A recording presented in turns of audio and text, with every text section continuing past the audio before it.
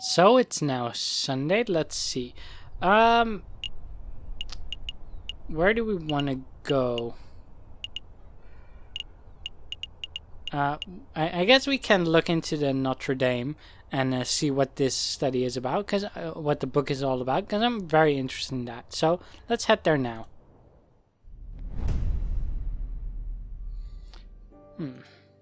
Scaffolding lines, crumbling outer wall, unperturbed, a handful of devotees suddenly kneel. Here for a little prayer, are we, Falcon? No idea you are a religious type. Don't be silly, I'm following up on Fontaine's lead. We must find our mystery friar. Do you think it's that hunch-over fellow there? I bet it's him. He looks super suspicious. Could be. Let's show some tact. Excuse me, Monsieur Friar. You do know what tact is, right, Sparrowson? Welcome, my brothers, welcome. Oh, they're welcome under the roof of the house of God. Are you here to confess your sins? Or perhaps you wish to join in our services? Actually, we're here because... Falcon, that friar, he looks eerily familiar. He does look familiar. Does look like the guy who delivers our post. No, he looks like Judge Romulus, Falcon. What? No, and how does he look anything like the postman? Your friend appears to be upset. Don't mind him, he's just in a huff because he thinks you look like this judge we once met. Judge Romulus, I get that all the time. I'm his twin brother, you see. Good, I'm not going mad. Would you say you had a good relationship with him? We were close, but as you may have heard, he got in trouble with the law recently. I haven't seen him in weeks. I see. I didn't mean to pry, though.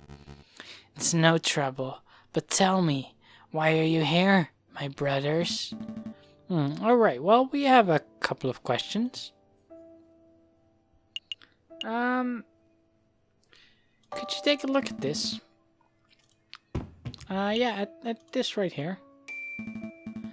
We heard you could give, special passage readings. I see you have your own copy of the Book of Judges. I think you will find chapter 15, verse 2, to be particularly enlightening. Let's see. Chapter 15, verse 2. This chapter follows the journey of Samson, the heroic judge with divine strength. In this part of the scripture, Samson is confronted by the men who are angered by Samson's notion of justice. Please, could you read the passage? Okay. 3,000 men of Judah went to the top of the rock Etam. They said to Samson, Knowest thou not that the Philistines are rulers over us? What is this that thou hast done unto us? And Samson said unto them, As they did unto me, so have I done unto them. As they did unto me, so have I done unto them. A beautiful sentence, wouldn't you agree? I don't agree with the eye for an eye, but I feel like we should kind of get him on our side, so let's say it's poetic. Yeah, a beautiful summation of justice. You understand the passage. That's delightful to hear. Yes, Samson was a great judge. Not a judge of today who sits on a high chair and files endless paperwork, but an old judge, a holy judge, a Sophet. Sophets were to be admired and feared. They made their own judgments and dispensed their own punishments. I'm starting to ramble, aren't I? Let's get back to the point. The key word of the day is Etam. That's the name of the cave where Samson hid. The rock of Etam. Etam. Got it. I'll make a note. It's like a backwards mate. But I'm confused. What do we do with this key word? That is for you to learn on your own, my brothers. You appear to be intelligent. I'm sure that, if you put your faith in the right people, you can uncover the truth. We'll see what we can do. Is there anything else I can help you with today? Perhaps you wish to make a confession? I guess we can ask about the scaffolding. Yeah, what's with all the scaffolding going on? Is some sort of construction work going on? That's right. A little repair, a little renovation. It's no secret that the cathedral has seen better days. The cult of reason did a lot of damage back in the days of the revolution. But now we're well on our way to restoring this holy place to its former glory. Cult of reason, religion of Christianity. Falcon, what's the difference between a religion and a cult? Don't be rude, Sparrowson. Don't worry, my brother. I understand how it is. To a young person, all ideologies look like gobbledygook in different packaging, don't they? Pretty much. Then maybe you'll come to learn the differences as you grow up.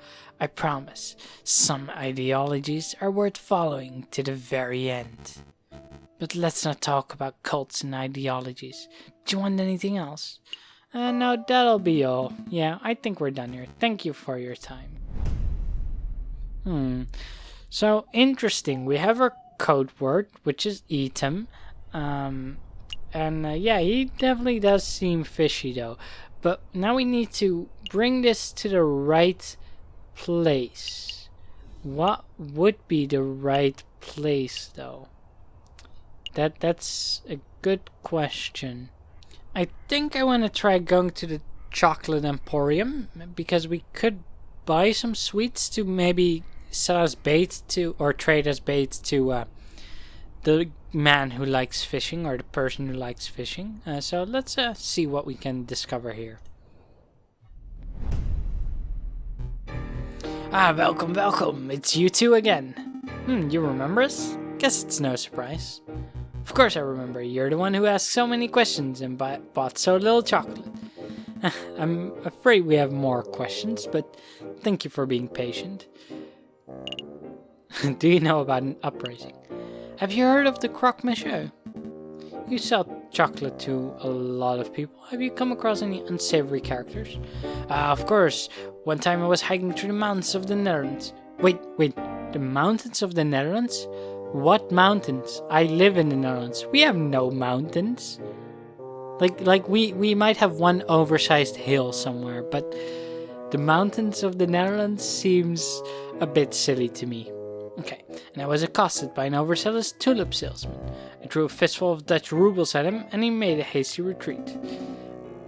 Can't help but wonder about the legitimacy of Lander stories. Yeah, especially when he talks about Dutch mountains. Like, really? But his tangential rants don't bother me. Let's be more specific. What about a person called Croque Monsieur? Does that name sound familiar? No, monsieur.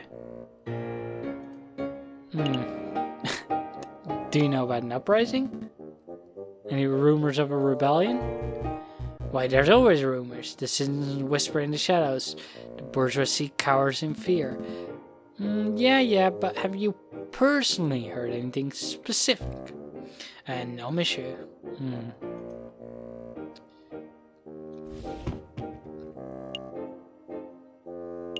I guess we can't buy any chocolate from him either, then? I guess not. I guess that's all. Perhaps I could help you with something else. Like what? Yeah, this is a chocolate shop. I'm much better service as a chocolate salesman. Of course. May I have a chocolate recommendation? Yeah, we want to buy something for a friend. Could it be? Am I the French Falcon? Is this a gift for me? Certainly, if you're looking for something romantic, an elegant heart-shaped selection would suit you. Romantic, huh? I don't feel that way about you, Falcon, but how could I decline such a scrumptious gift? No, that wouldn't work. How about something more suitable for any occasion? Perhaps this box of 20 creamy chocolate swirls. They are very sweet. Nobody can resist. Yes, those are perfect. Take them, Falcon, take them. Take them. For pity's sakes, person, what makes you so fidgety? No reason. And cut it out. It's kind of weird. Those would work nicely. How much are they? 5 francs. Perhaps a little steep, but I assure you, their quality justifies the price tag. Can I get a discount? Should I ask for a discount? No, I'll take them. Could we have them wrapped? Ooh, hey, cool. Falcon. What's up? I just want to say, you've been a great friend, inspirational mentor. I have ample amounts of respect for you as a person, and you know they're not for you, right? Oh. Yeah, I knew that. Good. Just making sure.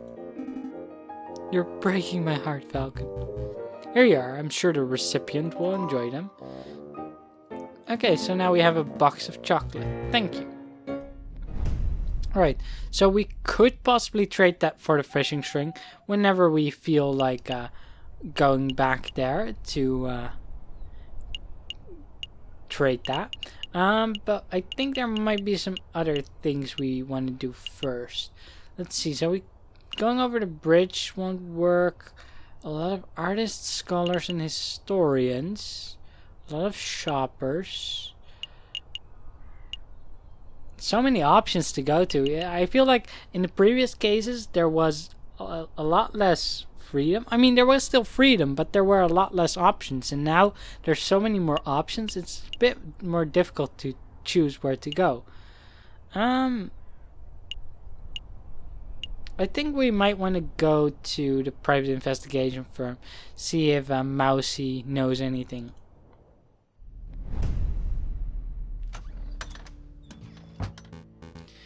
Well, this is most unexpected.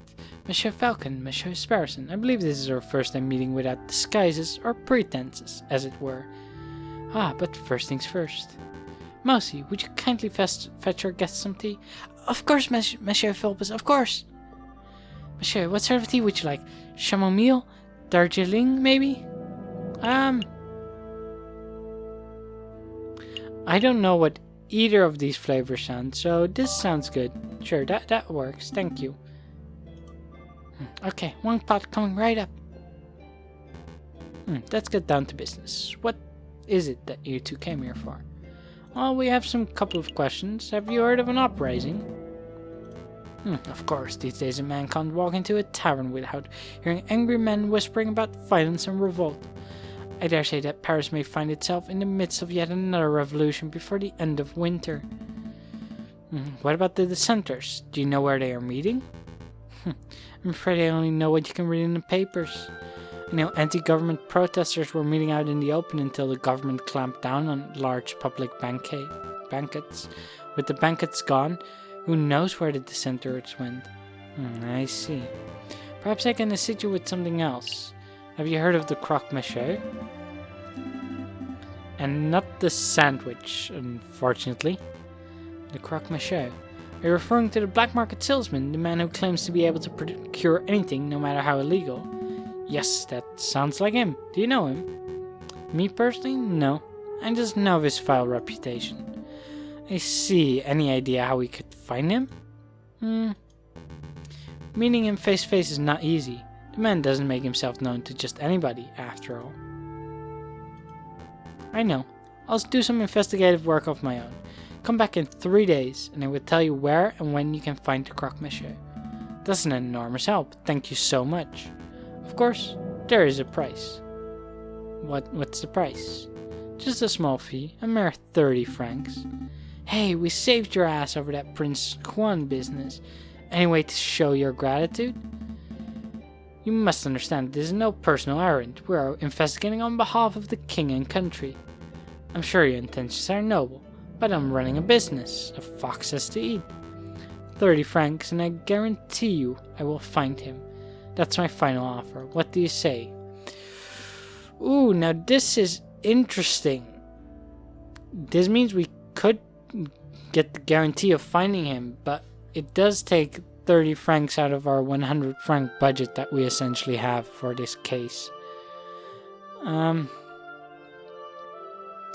I also feel that we are pretty close. We know the code word. We just need to say it to the right. No, I think we should take it. Here you go. Let's just do it. Return in 3 days or later and he will tell us where he is. He will undertake his end of the bargain with care and diligence. Okay, well thank you, Mr. Fulpus. Anything else we wanted to ask? No, I suppose that's all. Have a pleasant day. And I guess we never even drank the tea. The tea's ready. I'm afraid you're too slow, Mousy. Oh, bother. Poor Mousy. Trying so hard.